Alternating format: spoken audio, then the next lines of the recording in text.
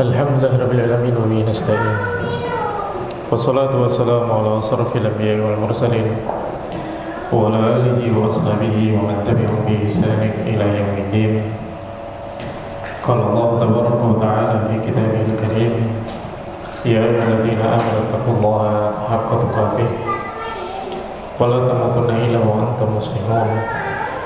Wa qala jalla fi ula, ya ayuhan nasu taqu rabbakum alladzi khalaqakum min nafsin wahidah wa khalaqa minha zawjaha wa batha minhuma rijalan katsiran wa nisaa'a wattaqullaha alladzi tasaaluna bihi wal arham innallaha kana 'alaykum raqiba. Wa qala aidan ya ayyuhalladzina amanu taqullaha wa qulu qawlan sadida yuslih lakum a'malakum wa yaghfir lakum dhunubakum wa may yuti'illaha wa rasulahu faqad faza fawzan 'azima.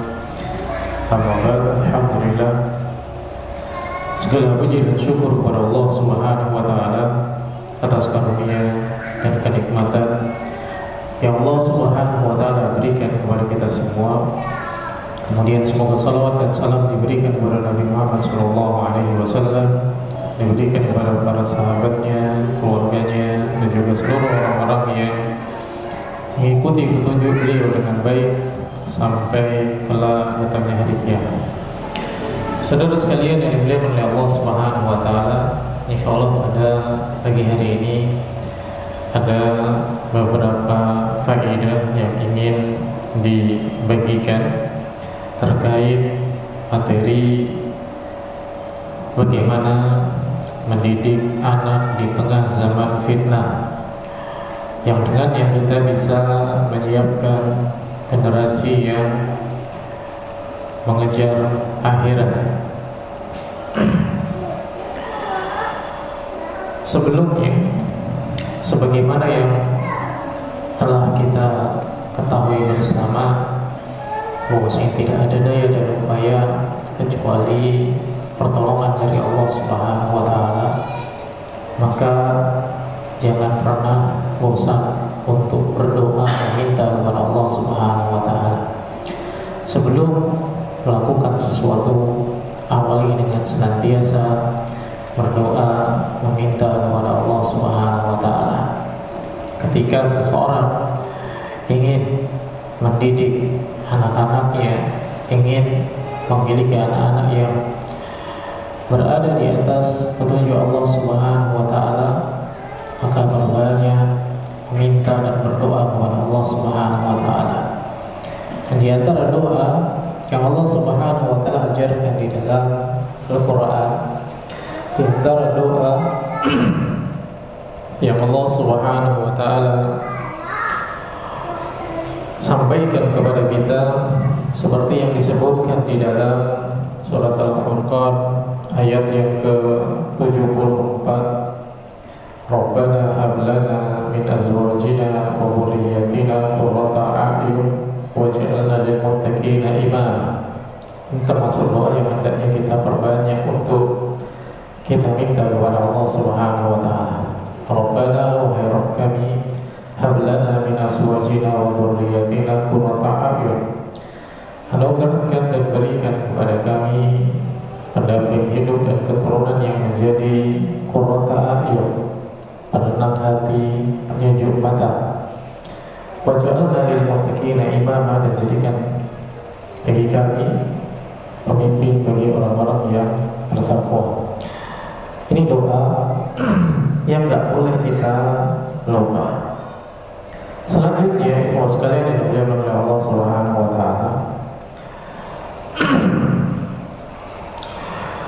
sebagaimana yang telah kita ketahui bahwasanya anak yang dianggap sukses itu bukan sekedar yang tinggi pendidikannya atau memiliki penghasilan yang besar atau memiliki kedudukan dan jabatan yang tinggi. Karena kita lihat ada di sana orang-orang yang berhasil menyelesaikan pendidikan yang tinggi, kemudian memiliki penghasilan yang besar, kemudian memiliki jabatan dan kedudukan yang tidak main-main pula, namun ternyata mereka tidak sukses menjadi seorang anak. Orang tuanya tidak mendapatkan kebaikan dari sikap dan perilaku dia.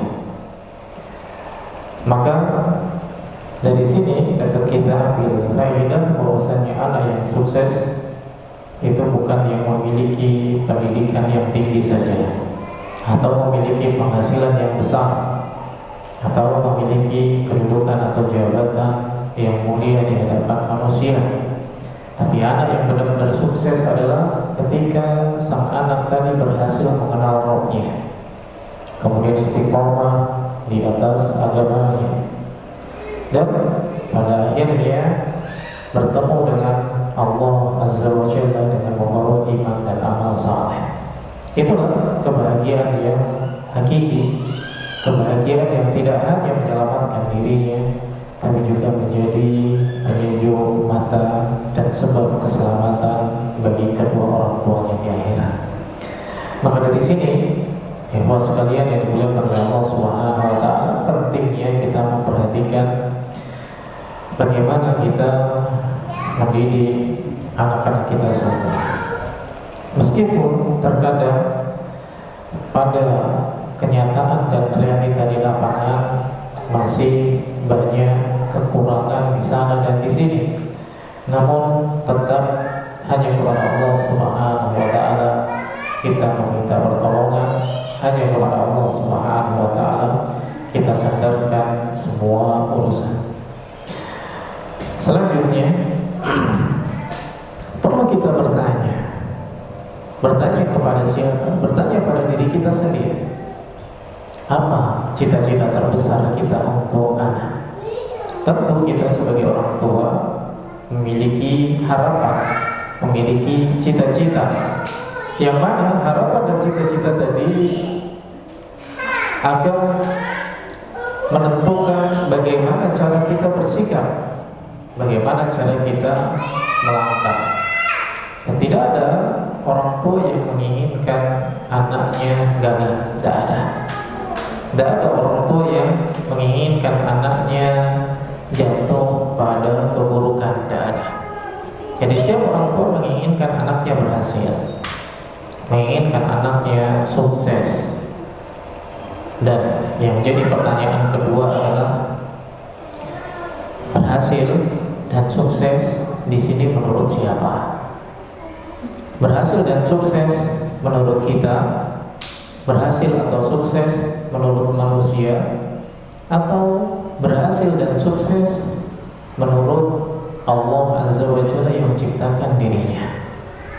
Maka ini perlu kita perhatikan juga. Setiap orang tua pasti menginginkan anaknya berhasil, menginginkan anaknya sukses. Namun berhasil dan sukses menurut siapa? Jika ukuran kita hanya dunia, maka khawatir akan kehilangan tujuan yang lebih besar, yaitu keselamatan di akhirat nanti. Karena memang kebanyakan yang dilihat oleh seseorang itu yang dekat di mata. Yang dia lihat itu kerjaan yang stabil, penghasilan yang besar, kemudian memiliki rumah dan yang lainnya. Ini kebanyakan yang dilihat oleh manusia, dilihat oleh pandangan mata. Yang dilihat itu yang dekat, karena yang jauh itu nggak bisa dia lihat. Sehingga terkadang menjadikan acuan sukses dan berhasil itu ketika sesuatu yang tampak dan terlihat oleh mata tadi dipenuhi. Maka ini yang perlu kita perhatikan. Dan banyak orang yang dia rela mengorbankan waktu, tenaga, biaya agar anaknya sukses di bidang akademik menurut dia. Dia ikutkan kursus, ikutkan pelatihan-pelatihan untuk mendapatkan pengakuan dan sertifikat.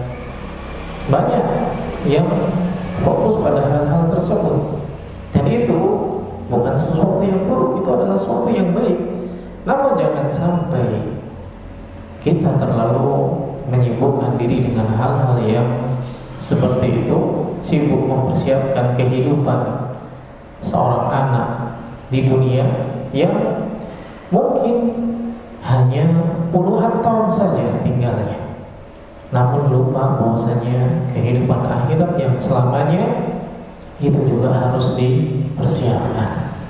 Maka sekali lagi tanyakan pada diri kita, apa cita-cita terbesar kita untuk anak-anak kita. Kemudian sekalian yang dimuliakan oleh Allah Subhanahu wa taala, kita tidak bisa memungkiri bahwasanya kita hidup pada zaman yang serba luar biasa sekarang ini. Banyak sekali tantangan-tantangan dan ujian-ujian yang kita lihat. Keadaan di zaman sekarang amat sangat berbeda jauh dengan keadaan kita mungkin dulu ketika masih kecil. Dulu ketika masih kecil,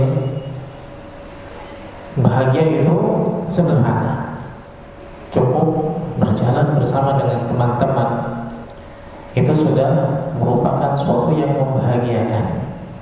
Kalaupun makan, maka cukup apa yang ada di rumah itu sudah cukup. Tapi sekarang banyak hal yang menjadi tantangan bagi kita, sehingga kalau kita tidak berhati-hati akan terjatuh pada hal-hal yang membahayakan.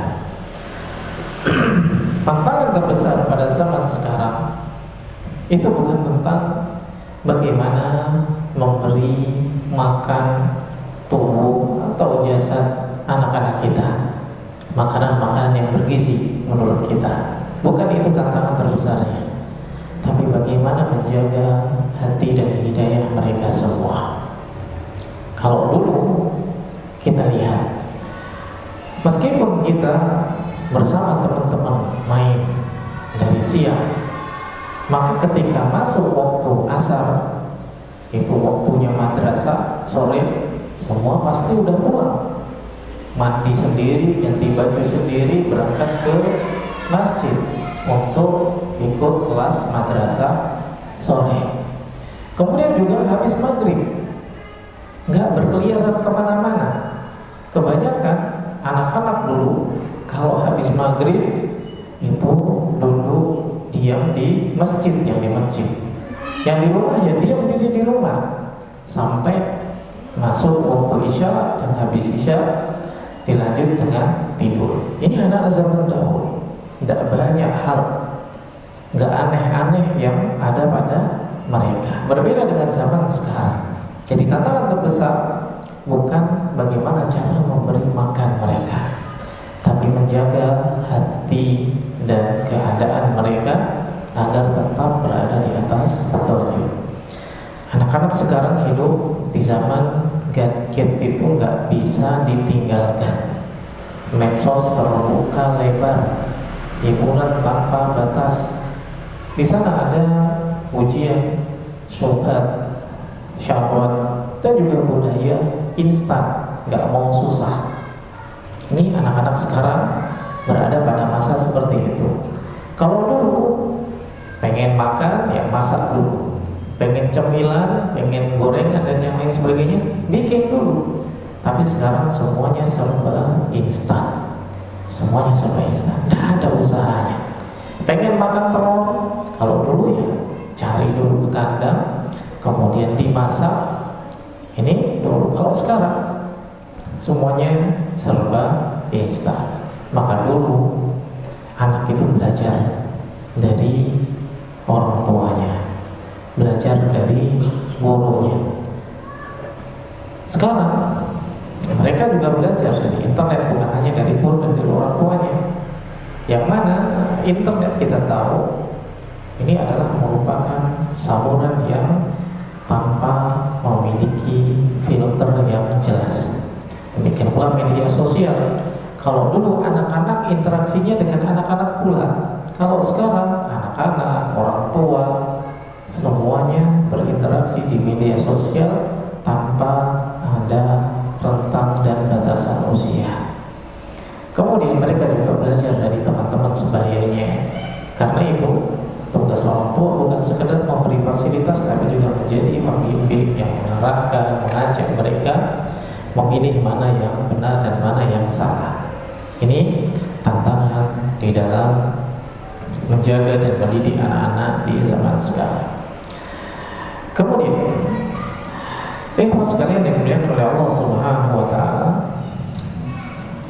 hidup pada zaman sekarang adalah hidup yang penuh dengan fitnah dan ujian. Apa itu fitnah? Allah Subhanahu wa taala menyebutkan di dalam surat Al-Anbiya ayat yang ke-35, "Wa nabluukum bisyarri wal khairi fitnah wa ilaina turja'un." Kami akan menguji kamu dengan keburukan dan kebaikan sebagai fitnah, sebagai ujian, cobaan.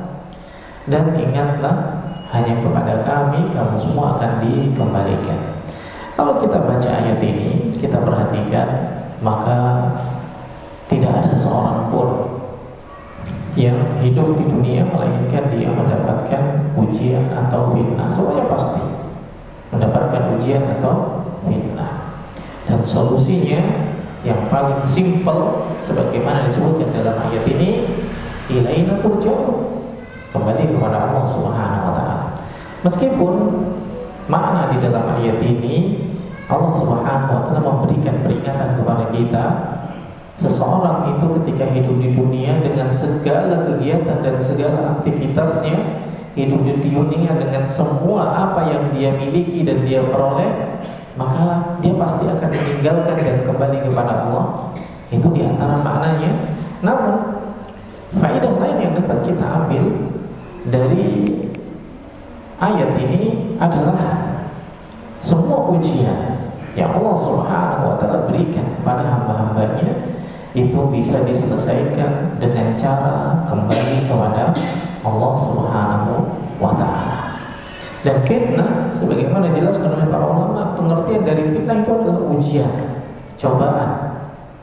Yang mana ujian dan cobaan itu menjadi sesuatu yang menguji keimanan kita semua. Dan seringkali di antara kita mengira bahwasanya ujian dari Allah Subhanahu wa taala, fitnah atau cobaan dari Allah Subhanahu wa taala itu hanya berupa musibah. Padahal jelas Allah mengatakan wa nabluukum bisyarri wal khairi fitnah. Ujian itu kadang berupa keburukan, kadang berupa kebaikan dan kenikmatan. Jadi nikmat dan ujian, nikmat yang Allah Subhanahu wa taala berikan kepada kita itu juga ujian. Harta yang Allah Subhanahu wa taala berikan kepada kita itu juga ujian.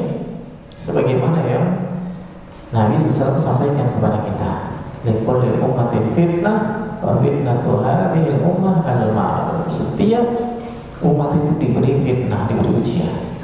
Dan ujian dari umat ini kata Nabi SAW adalah al-mal, harta. Maka kita lihat ada orang yang bisa selamat dari ujian-ujian sakit, ujian-ujian kesusahan, tapi mereka tidak selamat ketika mendapatkan ujian kenikmatan. Kenapa itu bisa terjadi? Karena mereka menganggap yang namanya ujian itu hanya sesuatu yang menyusahkan saja. Sedangkan kenikmatan itu mereka menganggap sebagai tanda keberkahan, tanda karunia, tanda Allah mencintainya. Padahal belum tentu. Jadi segala hal yang Allah Subhanahu wa taala berikan dan karuniakan kepada hambanya, kalau tidak menjadi wasilah semakin dekat dengan Allah Subhanahu wa taala, maka dia adalah fitnah, dia adalah ujian yang akan bisa menjadikan seorang terjatuh pada keburukan. Maka kekayaan, kesehatan, kecerdasan, bahkan anak yang kita miliki dan kita cintai sekalipun, jika dia tidak menjadi sarana kita semakin dekat kepada Allah Subhanahu wa taala, atau bahkan membuat dia semakin menjauhkan kita dari Allah Subhanahu wa taala, ini adalah ujian yang berat.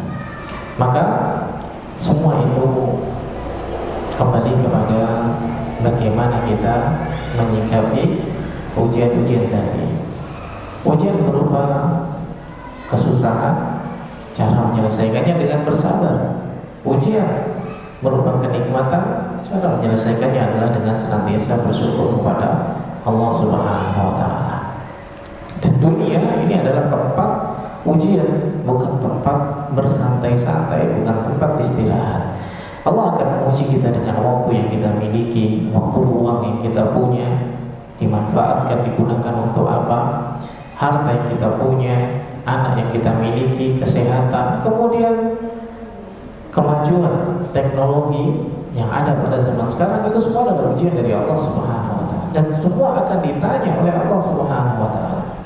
Bagaimana kita menggunakan waktu kita, bagaimana kita menggunakan harta kita, bagaimana kita mempergunakan kesehatan kita, dan fasilitas-fasilitas yang Allah berikan kepada kita, semuanya akan ditanya oleh Allah Subhanahu wa Ta'ala. Jadi tidak ada seorang pun yang hidup tanpa ujian.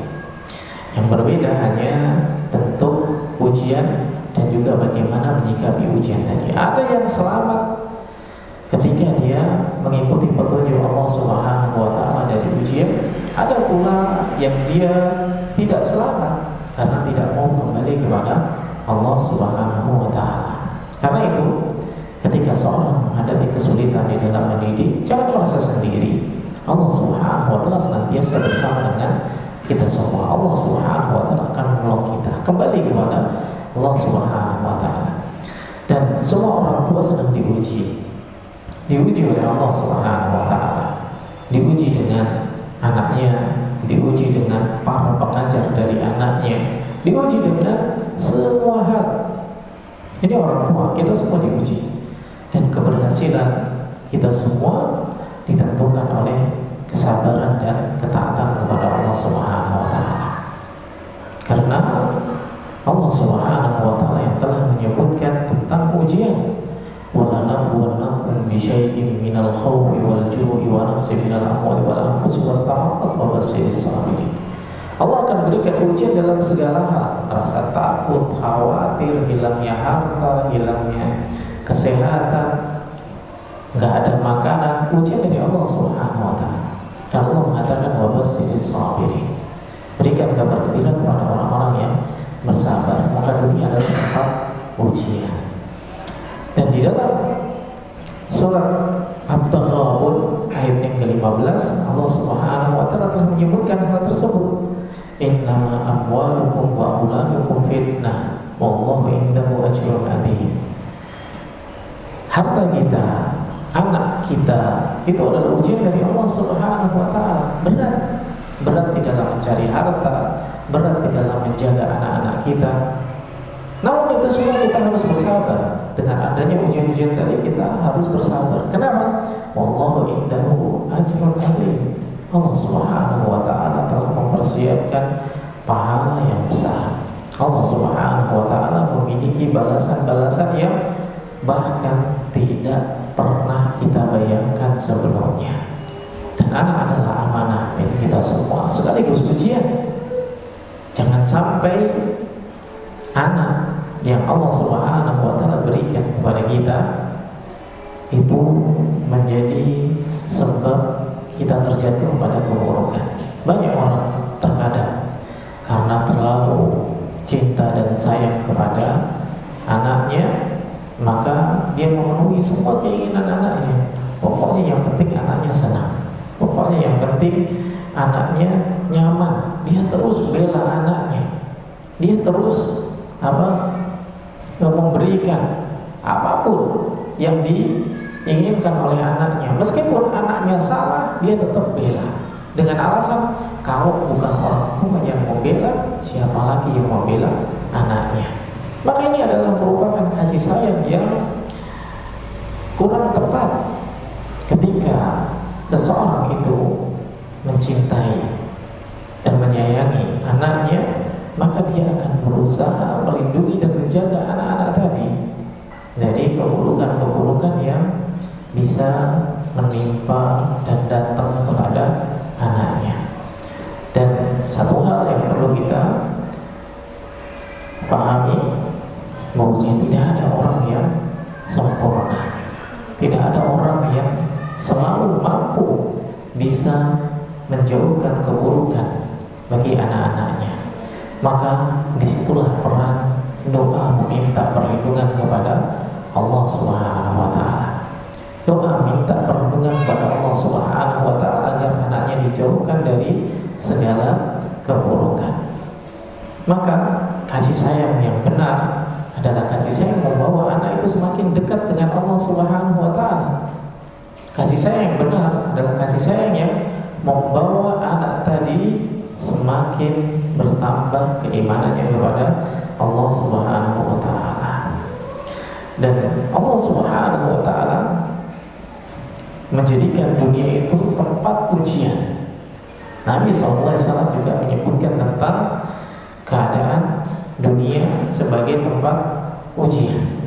Allah menyebutkan dalam surat Al-Hadid ayat yang ke-20, "Ilamu annamal hayatud dunya la'ibu wa lahu wa zinah wa tafakhurun bainakum wa takasurun bil amwali wal aulad." Jelas di sini Allah Subhanahu wa taala menyebutkan keadaan kehidupan dunia itu isinya kalau enggak permainan, senda gurau, kemudian berhias, saling membanggakan diri satu sama lain, dan saling membangga-banggakan anaknya, hartanya. Ini kehidupan dunia yang laki-laki dijadikan senang dengan segala perhiasan dunia, demikian pula yang wanita juga sama. Ini gambaran kehidupan dunia. Dan Allah Subhanahu wa taala menyebutkan bahwasanya dunia itu tidak selamanya. Dunia yang kita merasa senang berada di atasnya, dunia yang kita merasa nyaman berada di atasnya, itu tidak akan tinggal selamanya. Allah mengatakan kama salul khaisin ajabal kufar nabatuhu. Keadaan itu seperti apa? Hujan yang turun, kemudian menumbuhkan tanaman-tanaman yang membuat para petani itu merasa kagum. Jadi kalau misalkan kita menanam sesuatu, hujan turun, maka Allah Subhanahu wa taala menjadikan tumbuh, kemudian subur, sehingga kita merasa bahagia dan senang, kagum.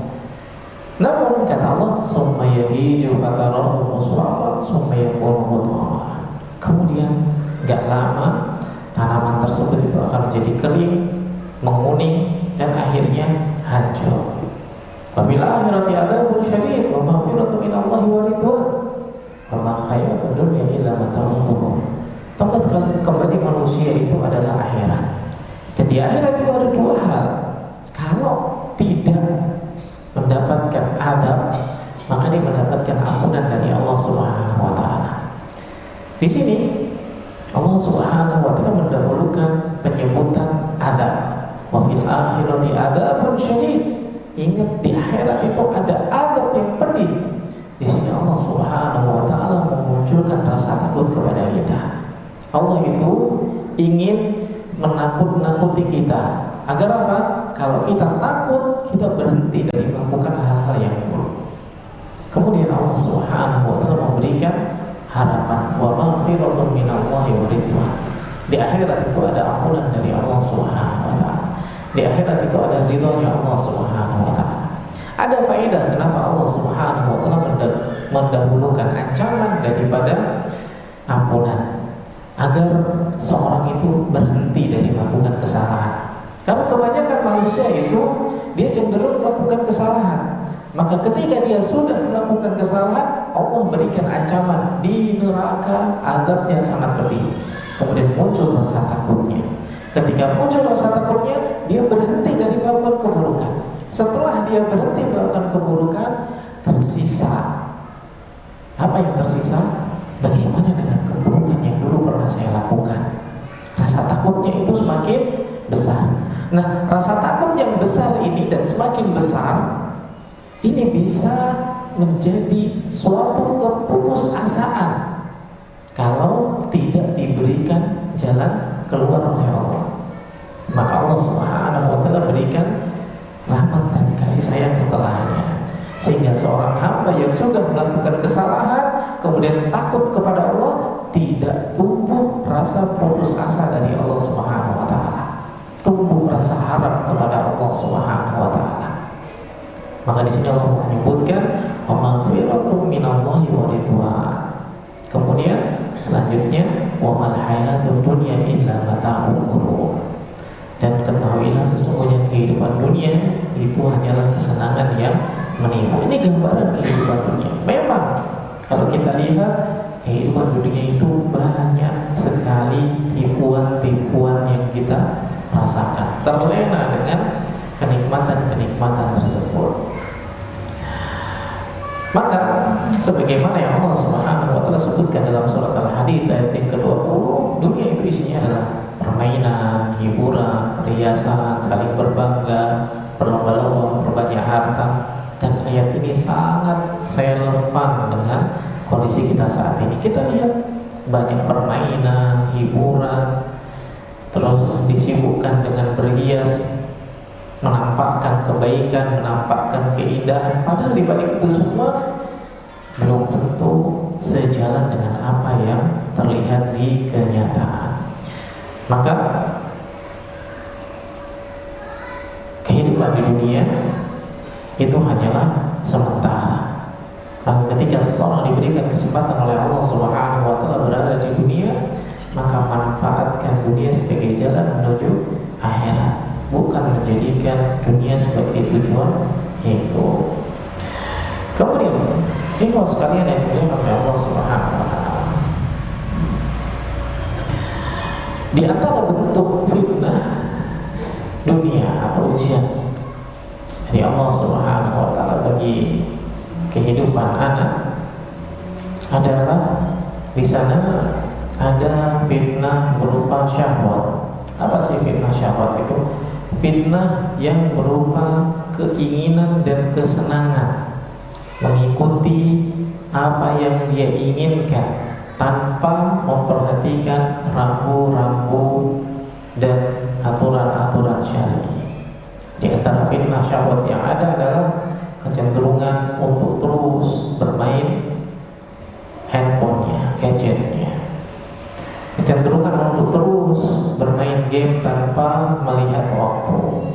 Kemudian juga kecenderungan untuk terus menyimak tontonan-tontonan yang datang terus menerus silih berganti. Ini fitnah syahwat. Kemudian juga ada fitnah syubhat. Karena fitnah syahwat ini tidak dibatasi, tidak disaring, akhirnya masuklah fitnah-fitnah syubhat di sana. Dari tontonan-tontonan yang dia lihat, muncul keraguan terhadap agamanya. Mulai dia ragu, Islam ini agama yang paling benar ataukah tidak? Syariat Allah ini syariat yang terbaik ataukah tidak? Mulai ragu karena merasa di sana ada aturan-aturan yang menurut dia lebih cocok dan lebih baik. Kemudian juga dia melihat adanya konten-konten yang merusak akidah dan keyakinan.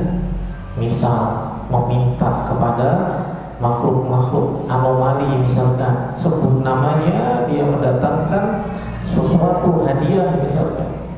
Kemudian juga ajakan-ajakan liberalisme ini secara halus sudah merasuki konten-konten anak-anak pada zaman sekarang. Semua agama sama, tidak ada yang salah, semua memiliki kebaikan. Agama itu hanya sekedar label saja, yang penting hatinya. Maka konten-konten yang seperti itu ini bisa menjadi fitnah syubhat bagi anak-anak, tantangan bagi kita semua. Dan juga fitnah seputar materialisme. Anak itu diajari yang penting kaya dan banyak uang. Kalau kaya dan banyak uang, dia bisa melakukan segala hal. Maka setiap hari yang dibicarakan uang lagi, minta duit lagi dan yang lainnya. Padahal Allah Subhanahu wa taala mengajarkan wal akhiratu khairu wa abqa. Kehidupan akhirat itu jauh lebih baik dan kekal. Kemudian juga di antara bentuk fitnah dunia bagi anak-anak adalah fitnah popularitas, sehingga anak itu mengejar pengakuan manusia. Dia melakukan sesuatu untuk diakui oleh manusia. Dia melakukan sesuatu agar dipandang oleh manusia. Dan ini yang mengantarkan kepada riya. Akhirnya membaca Al-Quran agar apa? Dilihat oleh gurunya, agar dilihat oleh orang tuanya, agar tampil di hadapan manusia, mengejar pengakuan manusia. Kemudian dia cinta terhadap pencitraan. Pokoknya yang pengen dia tampilkan itu adalah gambaran-gambaran ideal. Meskipun apa? Di balik itu semua dia tidak menyukai dan tidak membencinya. Kemudian yang dia cari itu adalah followers kalau sekarang. Bagaimana caranya, yang penting orang-orang itu menyenangi dan menyanjung dia. Ingin menjadi public figure misalkan, atau ingin menjadi orang yang populer. Maka ini fitnah yang banyak menimpa anak-anak sekarang. Sehingga apa? Dia membuat konten-konten, kemudian memposting di media-media, membuat sesuatu yang menurut dia itu lucu, menurut dia itu menarik, dengan segala cara agar apa? Banyak orang yang ikut menyaksikan dan mengagumi dirinya. Maka ini adalah fitnah bagi anak-anak sekarang. Kemudian juga di sana ada fitnah kesibukan. Ketika dunia yang dikejar, maka jadwal harian dia penuh. Bahkan prestasi dia pun juga tinggi, banyak. Juara A, juara B, juara C. Namun baca Al-Quran sedikit saja. Dia baca Al-Quran mungkin hanya gak nyampe lah 1 lembar sehari. Kemudian sholat apalagi, malas, lalai. Zikir pun hilang, gak lagi membaca zikir. Ini fitnah dari kesibukan. Dan ini bukan hanya terjadi pada anak-anak yang sudah berumur, yang sudah dewasa pun juga terkena fitnah ini. Kesibukan membuat dia lupa kepada Allah Subhanahu wa Ta'ala. Padahal yang memberikan dia rizki itu adalah Allah Subhanahu wa Ta'ala. Kesibukan dia, yang sakit sibuk nyari sembuh, dia lupa padahal Allah Subhanahu wa Ta'ala yang menyembuhkan dia. Yang dia merasa kurang hartanya, sibuk mencari harta, padahal dia lupa Allah Subhanahu wa Ta'ala yang memberikan rizki kepada dia. Kemudian juga termasuk fitnah dunia bagi anak pada zaman sekarang adalah sebagaimana tadi kita sampaikan, fitnah kenyamanan. Jadi malas, serba dilayani. Lapar, tinggal teriak, ambilkan makan. Minum, tinggal teriak, ambilkan minum. Semuanya serba dilayani. Bahkan belajar pun gak mau nulis, mintanya ditulisin. Gak mau rangkum, mintanya dirangkumkan. Gak mau baca, mintanya dibacakan. Fitnah kenyamanan pada zaman sekarang.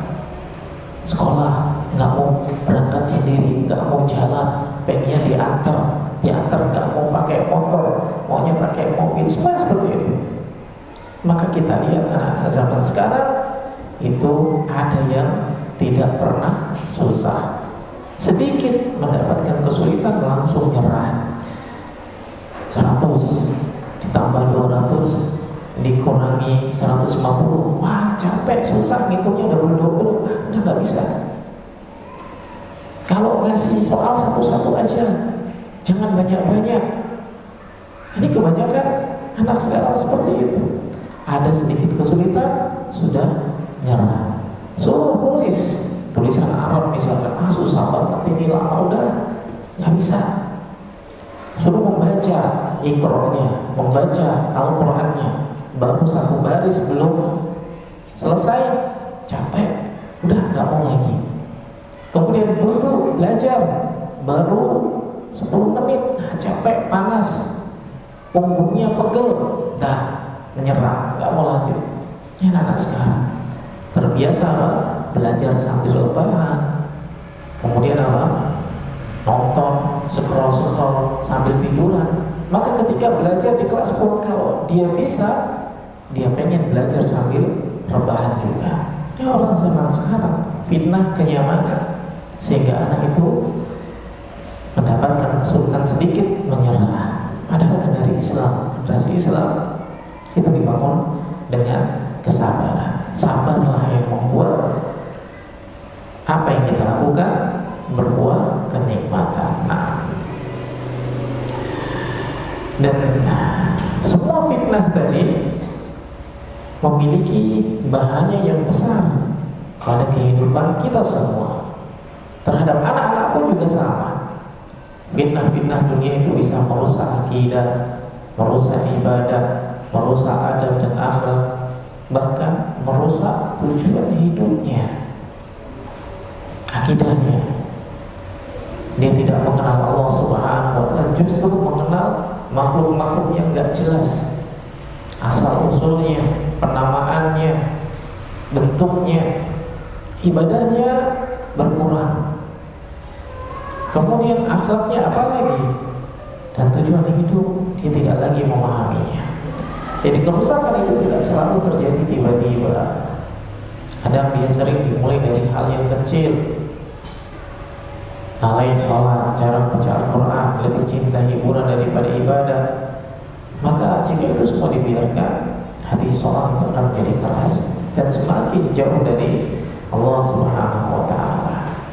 Maka ibu sekalian yang dimuliakan oleh Allah Subhanahu wa ta'ala, seorang muslim semuanya, baik anak-anak maupun dewasa, memiliki orientasi yang harus dia pegang kuat dalam hidupnya, yaitu sebagaimana yang Allah Subhanahu wa ta'ala sebutkan di dalam surat Al-Qasas ayat yang ke-77, wattabi fima ataka Allahu daral akhirah wa la tansa nasibaka minad dunya wa ahsin kama ahsana Allahu ilaik wa la tabghil fasada fil ardh innallaha la yuhibbul mufsidin.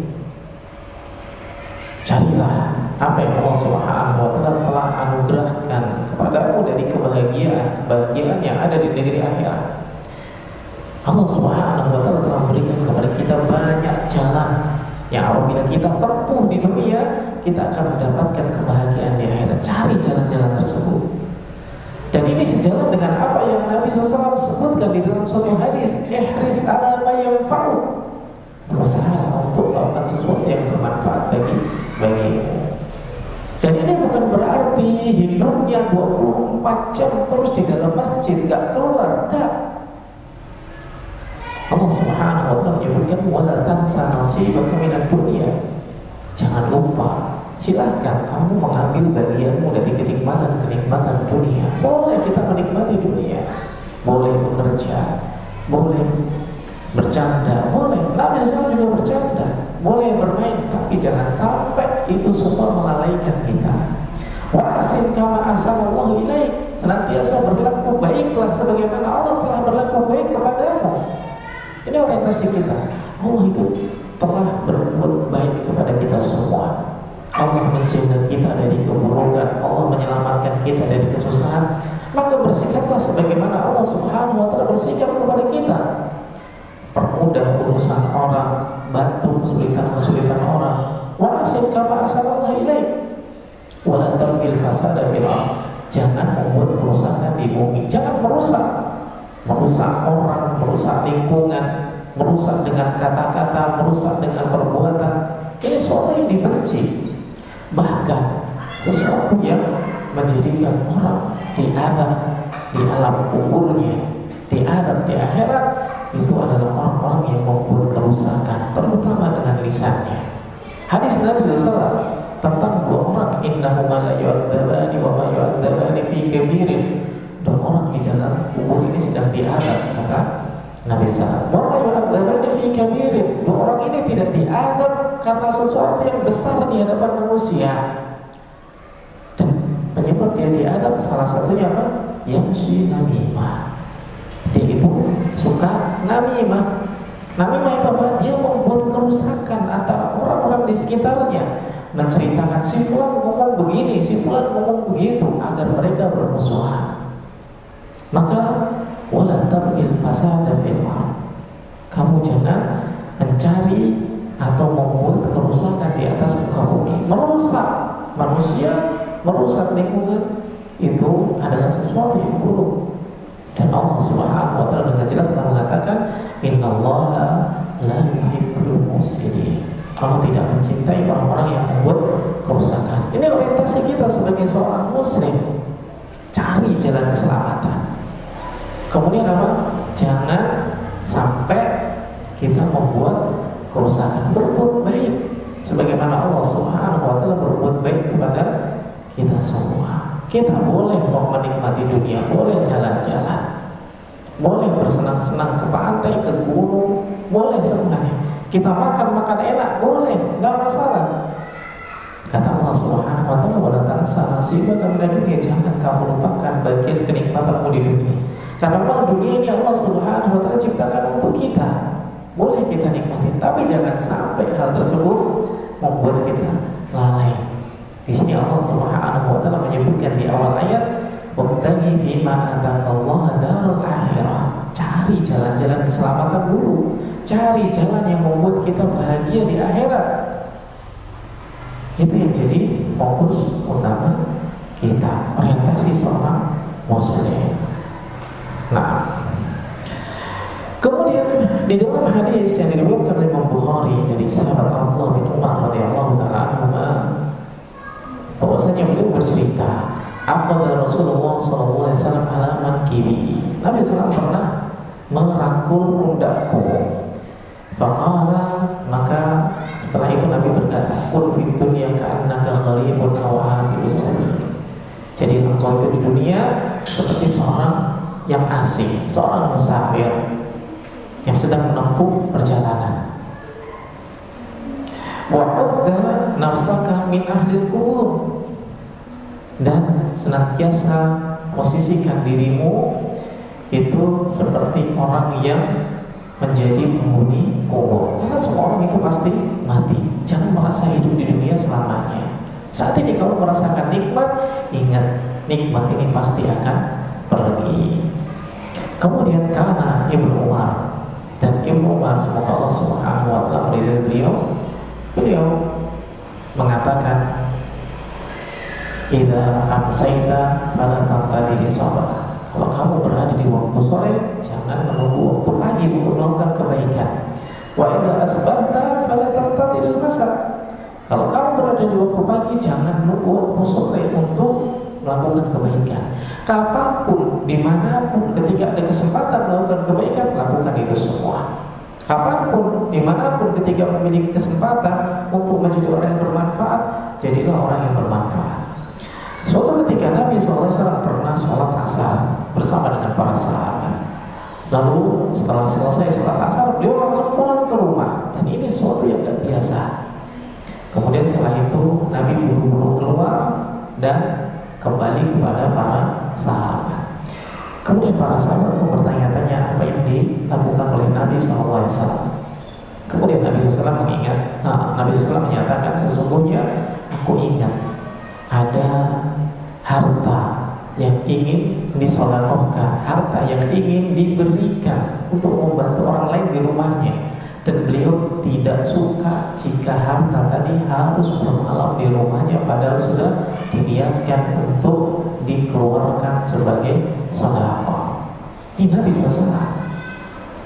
Seperti apa yang disampaikan oleh Ibnu Umar, "Idza amsayta fala tantadiris shalah wa idza asbahta fala tantadiril masa." Kalau kita ada kesempatan berbuat baik, lakukan kebaikan. Tak usah ditunda-tunda. Wa khudh min sihhatika li maradik wa hayatika li mautik. Perhatikan di saat kamu sehat, manfaatkan kesempatan tersebut. Karena kalau sakit, maka kesempatan untuk berbuat baik pun juga akan menjadi sulit. Apalagi ketika seorang sudah meninggal, maka min hayatika li mautik. Jadikan hidupmu di dunia sebagai wasilah untuk membangun kebahagiaan kita sebelum nanti datangnya kematian. Ini orientasi seorang muslim. Hidup untuk kebahagiaan dia di akhirat. Nah, jadi kenapa kita harus mengejar akhirat? Kenapa orientasi kita sebagai seorang muslim dan anak-anak muslim harus mengejar akhirat? Karena dunia itu sebentar. Hanya setahun, 2 tahun, 3 tahun, puluhan tahun. Dunia itu sebentar. Kemudian setelah itu dunia pasti ditinggalkan. Ketika dunia sudah ditinggalkan, apa yang menemani kita? Hanya amal yang menemani kita semua. Sebagaimana disebutkan di dalam hadis Nabi SAW, ketika seorang meninggal itu akan mengikuti dia beberapa hal yang akan mengikuti dia, harta dia, keluarga dia, teman-teman dia, itu mengikuti dia semua, ngantar dia ke tempat pemakaman. Amal dia juga sama. Kemudian harta dia pulang lagi, nggak ikut sama dia. Keluarga dan teman-temannya pulang lagi, nggak ikut sama dia. Meskipun ketika masa hidupnya dia bilang, aku mencintaimu, aku akan terus bersamamu, tapi ketika dia sudah mati nggak ikut dia. Dan yang tersisa adalah apa? Amalnya. Amal yang akan menemani dia, yang baik maupun yang buruk, akan menemani seseorang di alam kuburnya. Sebagaimana disampaikan oleh hadis Nabi SAW, jika amal itu adalah amal yang baik, Allah Subhanahu wa Ta'ala serupakan dengan seseorang yang memiliki wajah yang baik. Namun ketika amal itu buruk, maka Allah Subhanahu wa Ta'ala serupakan dengan seseorang yang wajahnya menunjukkan keburukan pula. Maka hanya amal yang akan menemani seseorang. Kemudian kemenangan yang hakiki itu adalah ketika seseorang dimasukkan ke dalam surga. Sebagaimana Allah Subhanahu wa Ta'ala sebutkan, "Wa man zuhziha 'anil nari wa udkhilal jannah faqad faza." Barang siapa yang dikeluarkan dari neraka, kemudian dimasukkan ke dalam surga, maka dia telah beruntung. Jadi ketika seseorang meninggal dunia, semua yang dimiliki akan ditinggalkan, yang ikut hanya amal solehnya saja. Karena itu pendidikan terbaik adalah pendidikan yang membimbing kita semua, membimbing anak kita agar berusaha untuk membangun dan memiliki bekal yang terus-menerus menyertainya nanti hingga akhir hayat. Membimbing dan mengajak untuk terus beramal saleh. Kemudian poinnya adalah di sana ada 8 bekal mendidik anak, dan ini bukan batasan. Ini poin di pembahasan kita. Ini ada 8 hal, dan ini bukan batasan, tapi 8 hal ini adalah sesuatu yang penting untuk kita perhatikan. Bagaimana kita menyiapkan anak yang menjadi pengejar akhirat? Bagaimana kita menyiapkan anak, mendidik anak pada zaman penuh fitnah? Yang pertama, bangun akidah sebelum ambisinya. Bangun akidah sebelum ambisinya. Kebanyakan orang ketika bertanya kepada anak-anaknya, cita-citamu jadi apa? Kamu pengennya apa? Apa harapanmu? Dan semua itu kebanyakan orientasinya adalah dunia. Maka yang penting adalah membangun akidah sebelum membangun ambisi. Sehingga ketika akidah dia sudah terbangun, ambisi dia pun juga akan sejalan dengan akidah dan keyakinannya. Coba kita tanya, kalau di sekolah-sekolah biasanya sebutkan cita-citamu. Ada yang pengen menjadi dokter, pengen menjadi pilot, pengen menjadi ini dan menjadi itu, menjadi CEO misalnya. Jarang yang mengatakan, apa cita-citamu? Saya ingin menjadi pribadi yang bermanfaat. Apa cita-citamu? Saya pengen menjadi hambanya Allah Subhanahu wa Ta'ala. Apa ambisi dan cita-citamu? Pengen menjadi orang yang soleh. Nah, kebanyakan ketika ditanya apa cita-cita, dijawab dengan profesi. Profesi yang familiar di hadapan dia. Maka yang pertama, bangun akidah sebelum bangun ambisinya. Kemudian tanamkan cinta kepada Allah dan cinta kepada Rasul. Karena dengan cinta kepada Allah, cinta kepada Rasul, seorang itu akan bisa merasakan manisnya ibadah. Betapa banyak orang mengerjakan sholat namun dia tidak menikmatinya. Betapa banyak orang berpuasa namun dia tidak menikmatinya. Betapa banyak orang membaca Al-Quran tapi tidak merasa nikmat ketika membacanya. Kenapa itu semua terjadi? Karena dia tidak memiliki rasa cinta kepada Allah dan Rasulnya. Karena nikmatnya iman ini bisa dirasakan ketika seseorang memiliki rasa cinta kepada Allah dan Rasulnya. Cinta kepada Allah Subhanahu wa Ta'ala muncul ketika dia bisa bersyukur kepada Allah Subhanahu wa Ta'ala. Cinta kepada Allah ketika dia bisa merasakan karunia-karunia dan kenikmatan yang Allah berikan kepadanya. Kemudian cinta kepada Rasul ini bisa muncul ketika dia melihat bahwa Nabi SAW itu adalah sosok teladan bagi kehidupan dia. Dia nggak akan pernah bisa cinta kepada Nabi kalau nggak kenal siapa Nabi SAW. Nggak tahu bagaimana kebaikan, adab dan akhlaknya. Nggak tahu bagaimana Nabi SAW itu begitu menyayangi kita semua sebagai umatnya. Bahkan sebelum Nabi SAW bertemu dengan kita semua, Nabi SAW sudah mencintai kita semua. Sebutkan di dalam hadis Nabi SAW, Nabi itu merasa bahagia bertemu dengan apa? Saudara-saudaranya, bertemu dengan umatnya. Bahagia di hari kiamat. Kemudian ditanya, bagaimana kamu bisa mengetahui mereka itu adalah umatmu? Kemudian Nabi SAW mengatakan, karena ada tanda-tanda bekas wudu bagi mereka. Jadi Nabi SAW itu merasa senang bertemu dengan kita semua yang belum dilahirkan pada zaman Nabi SAW. Disebutkan dalam hadis seperti itu.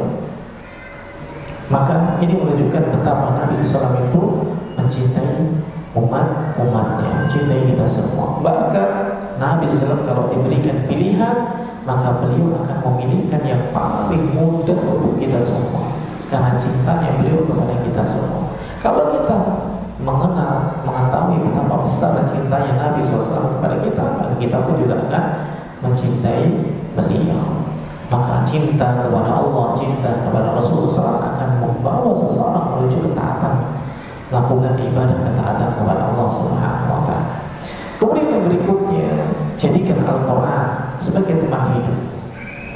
Bukan hanya memiliki target hafalan, tapi menjadi petunjuk dalam kehidupan. Sebagaimana yang Allah Subhanahu wa Ta'ala sebutkan di dalam awal surat Al-Baqarah, bahwasanya dzalikal kitabul la raiba fihi. Al-Quran itu adalah tidak ada keraguan di dalamnya. Hudan lil muttaqin, sebagai petunjuk bagi orang-orang yang bertakwa. Jadi menjadikan Al-Quran sebagai teman itu bukan hanya sekedar dibaca setiap hari, dihafal terus menerus, tapi jadikan dia sebagai petunjuk dalam kehidupan kita. Ini teman terbaik yang bisa dimiliki oleh seorang adalah Al-Quran. Kemudian biasakan beramal saleh sedikit demi sedikit. Biasakan melakukan amalan-amalan ketaatan, meskipun amalan tersebut adalah amalan ringan. Betapa banyak amalan-amalan ringan yang menjadi sebab seseorang dimasukkan ke dalam surganya Allah Subhanahu wa Ta'ala. Kemudian yang berikutnya, latihlah anak untuk memiliki sifat zuhud dan qanaah. Bagaimana sih mengartikan zuhud dan qanaah secara sederhana? Zuhud itu merasa tidak butuh. Zuhud itu merasa tidak butuh. Apa yang dimaksud dengan merasa tidak butuh? Di dalam hadis Nabi SAW, Nabi SAW pernah ditanya, wahai Rasulullah, sampaikan kepadaku amalan yang apabila aku lakukan, Allah akan mencintaiku dan juga manusia akan mencintaiku.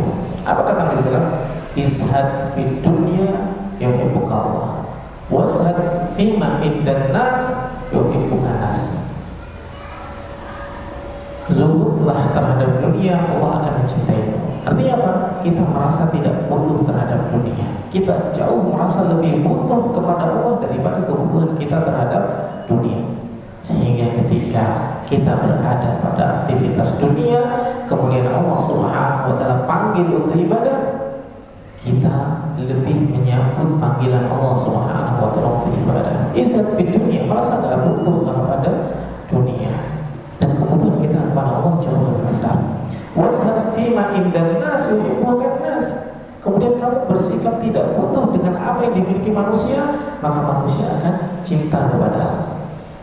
Jadi nggak gampang pengen dengan apa yang dimiliki oleh manusia. Sehingga manusia itu merasa aman. Manusia itu merasa aman. Dia punya motor misalkan, kita nggak merasa gampang pengen dengan motornya orang. Nggak pengen nyobain, nggak pengen make, nggak pengen ngambil. Ini zuhud terhadap harta manusia. Maka orang pun juga akan merasa aman dengan keberadaan kita. Dan ketika dia merasa aman, dia akan cinta kepada kita. Washad fima indana yuhibbuhan nas. Jadi makna dari zuhud itu adalah merasa tidak pengen, merasa tidak butuh. Kemudian yang berikutnya adalah qanaah. Qanaah itu merasa cukup dengan apa yang Allah Subhanahu wa taala berikan.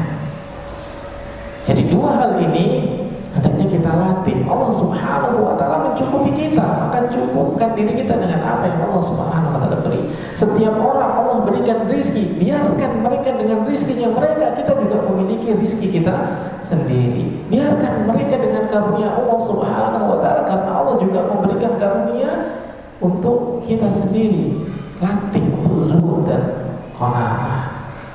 Dan ajarkan tidak semua yang diinginkan harus dimiliki di dunia. Tidak semua yang diinginkan harus dimiliki di dunia.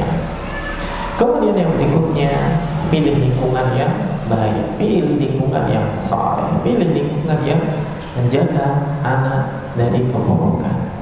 Kemudian yang ketujuh, jadilah qudwah dan teladan. Menjadi qudwah dan teladan ini adalah merupakan bentuk pendidikan terbaik. Maka Nabi SAW itu menjadi teladan di dalam sikapnya sebelum perkataannya. Nabi SAW itu menjadi teladan bagi umatnya sebelum diutus menjadi Rasul. Teladan, jadi qudwah.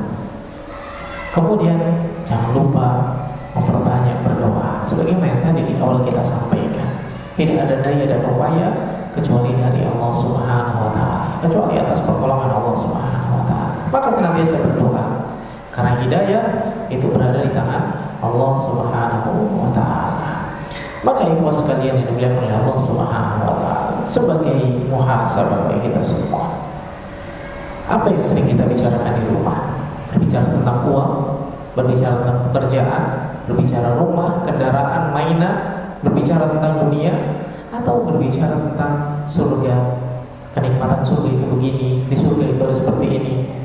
Apakah yang kita bicarakan itu tentang Al-Quran, surat sekian, ayat sekian, menceritakan tentang ini, surat An-Nisa, surat Al-Imran, surat Al-Kahfi, di sana menceritakan tentang kenikmatan-kenikmatan. Kemudian berbicara tentang amal soleh. Kalau kita membaca surat Al-Ikhlas 10 kali, Allah akan buatkan istana di surga. Istana yang begini, istana yang begitu. Di surga itu ada sungai-sungai yang mengalir. Di surga itu ada minuman yang apa? Lebih manis dari madu, lebih putih dari susu, yang bisa didapatkan oleh orang-orang yang beramal saleh. Kemudian apakah kita berbicara tentang ridhonya Allah? Allah ridho kalau kita melakukan seperti ini, Allah ridho kalau melakukan seperti itu. Maka apa yang sering kita bicarakan di rumah? Hal-hal terkait dunia atau hal-hal yang terkait akhirat. Maka anak akan mengetahui apa yang kita cintai dari pembicaraan dan kebiasaan kita sehari-hari. Jika rumah dipenuhi zikir, rumah dipenuhi tilawah, rumah dipenuhi dengan pembahasan-pembahasan akhirat, maka insya Allah nilai-nilai itu akan tertanam pada hati mereka semua. Bahwasanya keluarga kita ini adalah keluarga yang cinta terhadap akhirat. Nah, dan sebagai penutup, tujuan pendidikan bukan hanya menghasilkan anak yang sukses di dunia, tapi anak yang mengenal Allah Subhanahu wa taala, istiqomah dalam ketaatan dan meninggal dalam keadaan beriman. Kesuksesan dunia adalah nikmat yang patut disyukuri. Namun kesuksesan yang hakiki adalah ketika anak menjadi penyejuk mata di dunia dan di akhirat, dan juga tetap teguh di atas keimanan hingga akhir hayat, lalu menjadi sebab keselamatan dirinya dan kedua orang tuanya di akhirat nanti. Jadi semoga Allah Subhanahu wa taala menjadikan keluarga kita termasuk keluarga yang dibimbing menuju surganya Allah Subhanahu wa taala. Dan sebagaimana yang tadi telah disampaikan, tidak ada gading yang tak rata, nggak ada orang yang sempurna. Kita dengan segenap usaha serta kemampuan kita ada saja celah-celah ketidaksempurnaan. Maka senantiasa kembali kepada Allah Subhanahu wa taala, minta pertolongan kepada Allah. Ini salah satu faedah dari surat yang kita baca di dalam surat kita. Allah mengatakan, iyyaka na'budu wa iyyaka nasta'in. Kita ini berusaha beribadah kepada Allah Subhanahu wa taala, berusaha melakukan hal-hal yang Allah ridhoi, dan kita tidak bisa melakukan itu dengan baik kalau tidak diberi pertolongan oleh Allah Subhanahu wa taala. Maka senantiasa libatkan Allah Subhanahu wa taala. Iyyaka na'budu wa iyyaka nasta'in. Hanya kepada Engkau kita meminta perlindungan. Wallahu taala muwaffiq. Mudah-mudahan yang sedikit ini kita bisa mengambil faedahnya. Mudah-mudahan Allah Subhanahu wa taala menjadikan kita istiqomah di atas ilmu, istiqomah di atas iman, istiqomah di atas ketaatan kepada Allah Subhanahu wa taala. Allah taala alam. Kita tutup dengan doa kafaratul majlis. Subhanakallahumma wa bihamdika asyhadu an la ilaha illa anta astaghfiruka wa atubu ilaik. Assalamualaikum warahmatullahi wabarakatuh.